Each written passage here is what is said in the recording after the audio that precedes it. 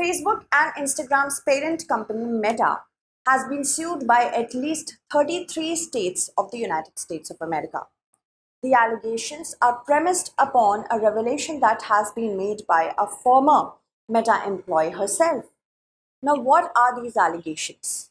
And how does Instagram influence children and teens into believing that they are not perceived as they are and they should not be perceived as they actually look on social media? We are going to discuss all this in detail. From the perspective of your examination, specifically GS Mains paper 3rd and 4th, it is important that you remain engaged to this class till the very end. Do not worry about notes because notes are provided through my Telegram channel, Pooja Dwivedi UPSC. If you have any queries, you can talk to me on my Instagram and follow me on my threads. So at least 33 of the US states, which also includes states such as New York and California, they have alleged through a lawsuit that Instagram is ensnaring and entrapping young women and teens to abuse social media usage. See, once you start using social media, you will get to know that there is actually a standard of beauty that has been set by Instagram. We know Instagram models. We know that the tactics that Instagram provides them in order to perpetuate a standard of beauty. And this causes a lot of insecurity among teens, be it women or men, specifically young boys and girls. So, this has been the allegation. And as I told you, that this is not just out of thin air. There has been a study that was conducted by Meta itself. Let's talk about that. It contributes to the youth mental health crisis. When we use social media, we see a bubble. Yes, it is a bubble. A bubble that shows people's achievements. Substantially, they may not be much, but on the front of just showing off, we may see them to be better than us when it comes to how they look, using different filters, using different sort of body dysmorphic filters that Instagram provides us, Snapchat provides us. It makes us have a sense of validation from people who may comment favorably in our comment segment.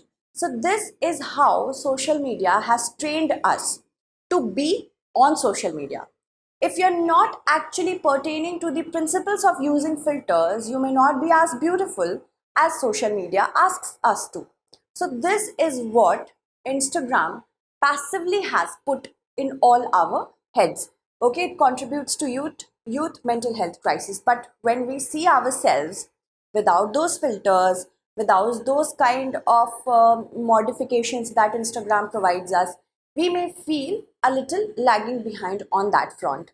So, this is actually putting a void in us that we are not looking as beautiful as the pictures that Instagram has provided us. So, we may be lacking somewhere. This creates a lot of mental health issues. Meta repeatedly misled the public about the dangers of platforms. It has used tools and tactics to trap young women and use as many filters as they can on Instagram. Former Meta employee Frances Hodgen, she has revealed many things. She has said that company has knowingly been preying on vulnerable young people to boost profits. See, young people are very vulnerable as compared to adults because they are finding themselves in this period of time. They are insecure in terms of how they look because body changes a lot during the teens. They are insecure of the food they eat. They are also insecure of the money their parents make or the kind of monetary background they may come from. It is more inclined towards that. They may not be very concerned about academic achievements. They may not be concerned about substance any person may have beyond the physical appearance. Just they care about, this is very normal and very common, and this is an insecurity that is applicable to all teens despite regions, despite countries. It doesn't matter where you belong from, but if you're a teen watching this, you may be sitting in the USA, but your insecurities will be resonating with teens in India because this is very common. And Instagram Meta basically knows this, that at this particular age, people of this particular age have these kind of vulnerabilities and insecurities. Let's exploit them. Let's give them a false sense of superiority by giving them filters. Let's give them some kind of beauty standard to approach to. And if you're using this filter, you may be able to reach that beauty standard. So this is all interconnected in nature. Many young girls using the app were suffering from depression and anxiety around body image issue. Body image is the image that you put out in front of the world.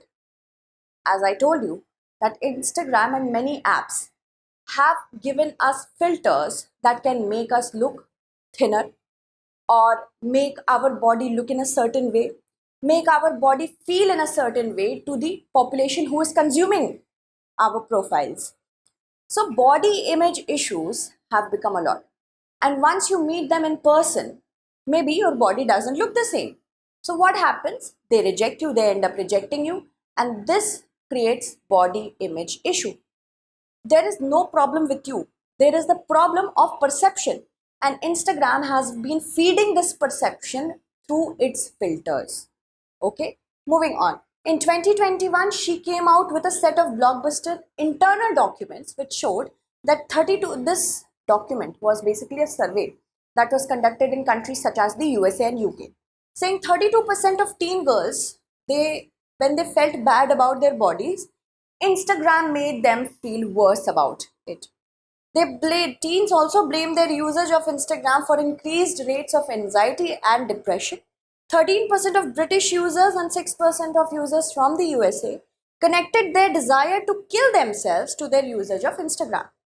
So, this is now becoming a very pervasive issue. This issue is creeping everywhere. We do not know it as of yet.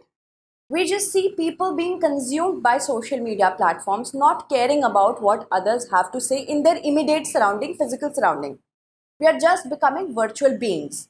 We are just becoming a pool of experimental rats for companies such as Meta.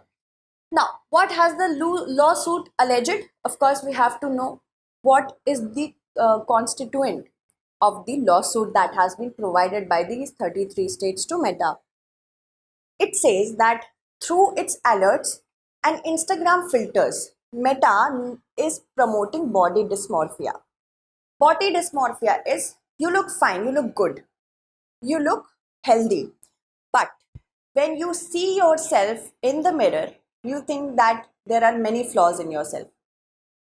Flaws that are really not really noticeable to other people, you may notice it. And you may notice it at an exaggerated rate, and this is body dysmorphia. So it promotes body dysmorphia. Meta has harnessed powerful and unprecedented technologies through filters, apps, and it's enticing, engaging, and ultimately ensnaring youth into using and abusing it in the concealed ways in which these platforms exploit and manipulate. What kind of survey does it conduct? And how does it profile its population? Whatever population is using Meta is profiled. They profile you on the basis of how you look, what you want to be, what is your insecurity. And there could be instances where they are actually selling your data to companies who are promoting products that may make you look in a certain way. So this is all what Instagram and companies such as Meta do. It also ignores the sweeping damage these platforms have been making to children's mental health. Pew Research Center in April 2021 said there was a survey that was conducted. In USA, the majority of 18 to 29-year-olds said that they use Instagram, 71%, and Snapchat is 65%. Half of the respondents said that they use TikTok. In journal Behavior and Information Technology, it was suggested that increased passive social media use was linked to elevated levels of anxiety, depression, and stress. Also, there are also highlights of the positive aspects of non-social media use, in which only public content sharing is done, in which receiver may receive feedbacks, but they may not engage themselves in continuous chatting.